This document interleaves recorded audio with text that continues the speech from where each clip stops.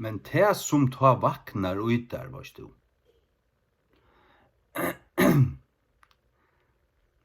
Det ikke forstande.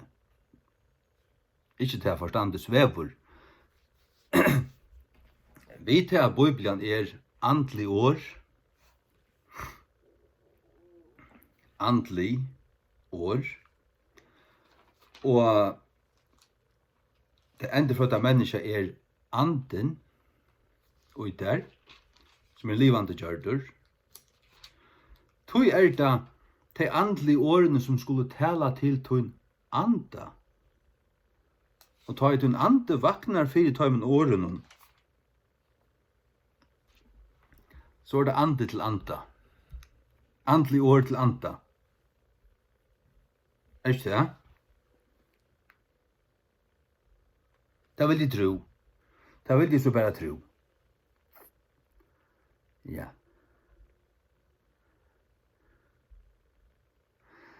Fyrra Korint 2, sjåvande. Menga liste det, men nu leser det her ui ensk, og til at ja, jeg har vi han her sjåvande. Fra nudjo, Fyrra Korint 2, nudjo. But as it is written, I hath not seen, nor ear heard, neither have entered into the heart of man the things which God hath prepared for them that love him. But God hath revealed them unto us by his Spirit. For the Spirit searcheth all things, yea, the deep things of God. The deep things of God. The Spirit searcheth all things, yea, the deep things of God.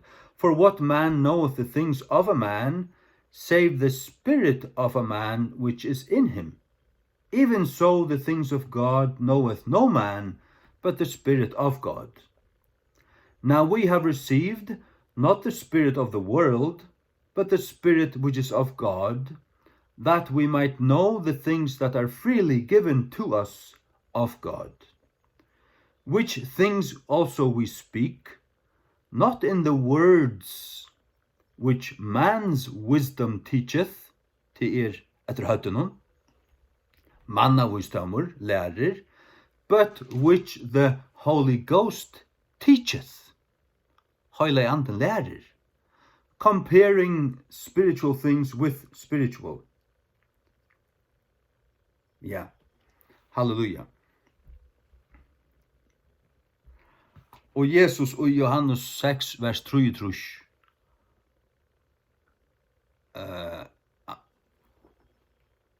Det anden som lukar.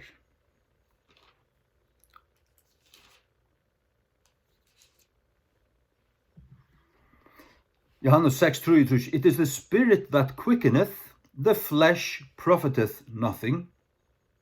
Det som av kjøtenen, det som røyser seg opp i seg sjálvun og lyder av mannavisdom og alt det, gagnar ikkje.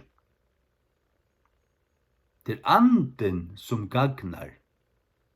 Ja, så måste du genge etter andanen, lyde av han, og søke det som han sier The words that I speak unto you, they are spirit and they are life. Årene som taler til kun, de ande og de liv. Så må det være de årene rødt. Rett tudd, og just de rødt årene som det være. Ja. Og ta kjenner du nekka, ta du teker imot det vi andan, høyre det vi andan, gøyme det og øye det og i andan, da det arvese enn bare, ja. Man som mengan ser okkur presta fjes i omkring misjonshus, eller omkring brilleskorst, du veist, vi har skole i Danmark og gruvliga sånne, du veist, en freter galven, støyndeit, ikke et hjertasle, ikke et andalt hjertasle, uitui, det nyttar han ikke, gagnar han ikke. Nei, gagnar han ikke. Men det som gagnar, det ta det etter andan. Ja. Og tog vil si at King James Bibelen, hun fer forboi til kloke høttene. Hun fer forboi til kloke høttene. Og hun sier til kun ønske at det er ikke gong til matet etter en av som matstotje, og etter tikkere matstotje er det ønske. Men etter Guds matstotje er det verulige nækka.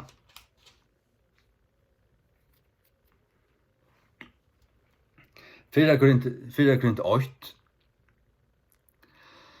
fra vers 26. For ye see your calling, brethren, that not many wise men after the flesh. Sagt han sier det på en not many wise men after the flesh. Ikke mennesker viser menn etter kjøtenen. Etter holtenen. Etter mannligen matstotjen. Not many mighty, not many noble are called. But God hath chosen the foolish things of the world, to confound the wise. Ta god valde seg, ta Jesus kom valde seg lærersvåner, ta valde han seg ikke tar høgt lærdo, som hadde lært ved Gamaliels føtter sort. Utan Paulus, men han måtte han slå av sin høye heste, og eimøyja han, gjerne han blindan, trutja det er, og så skulle alt koppast av og skiljast rætt, og han slett ikke skilt nækka rætt. Han lært alt, alle opplysningarna, dutt i alt utan nætt og alt det der, men hvordan det var, hva det meste, det visste han ikke. Men det fikk han at han fikk andanøyse. Heile andanøyse. Da han ble frelstur.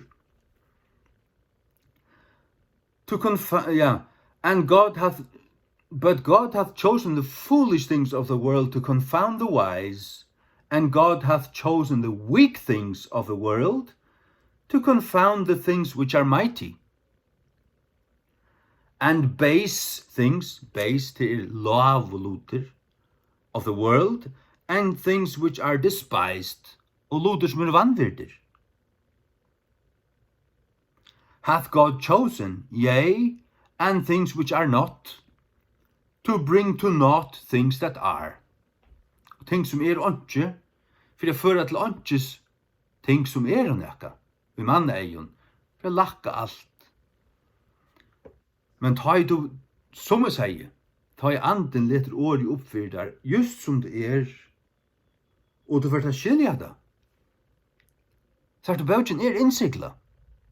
Lukka som i oppenberingsne, det var en innsikla baug, vi skjei innsiklun, hver var verdur at løys innsiklun, ikke var funnet verdur, men lampe, som var slatra fra grunnlegging veldaren der, han var funnet verdur, han breid innsiklene. Og til sørsta baug, oppenberingsens sørsta baug og bøytlene, det vil si at all baugen òsne innsikla, og må lettast opp, lukka som tja Emmaus vandraren, og tar skilt åndsje her. Knappt kom Jesus her, Jack Vittom her, hva det som du taler om?